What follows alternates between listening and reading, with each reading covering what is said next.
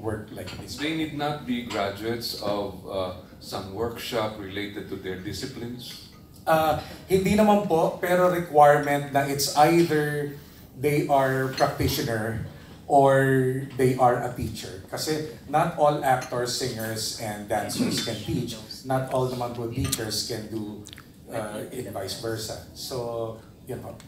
May I ask Ms. Wina about the module that she has devised for the conversational Filipino?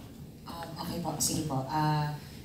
Medyo madugo din po yan kung halimbawa pag-uusapan po natin yung detalye ng kung ano po talaga exactly tinuturo. Pero I can give you an overview for now.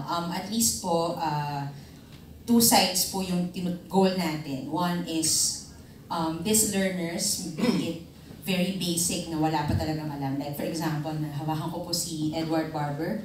Nung dumating siya sa akin, halos zero po talaga. And in these types, paano mo siya paharapin sa isang interview na bibiglain, hindi naman ako si Edward, yung simula lang ng gagawin niya. Tatanungin siya ng mga questions na Taglish or may mga comments na hindi niya na maintindihan. So, meron po tayong isa sa priorities ng class ay i-expose agad sila dun na sa mga questions or mga possible na situations where they need to be prepared to at least reply. But syempre po, hindi din po ganun ka-scripted yon. They also have to go through the basics of the language. Like, that's why it's 2 hours po. The other hour would be on building at least the basic grammar. Why do you use maganda ako instead of ako ay maganda?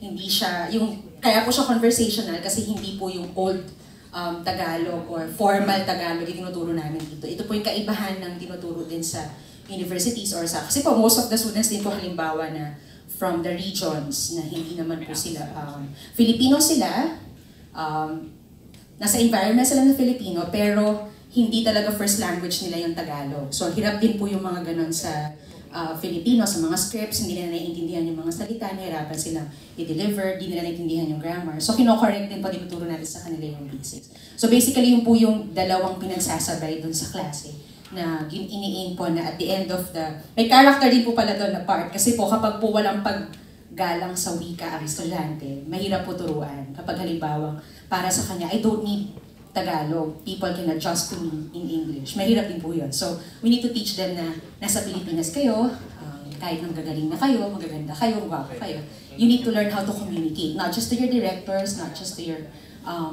the people who teach you, but even to your fans. Yung hindi kayo English na ng English, kailangan matuturin po sila ng Filipino. So, balance po siya ng grammar work and yung practical application po ng language. So in caption, what you're saying is that what is the best way or the easiest way for for someone to teach a non-Tagalog speaker?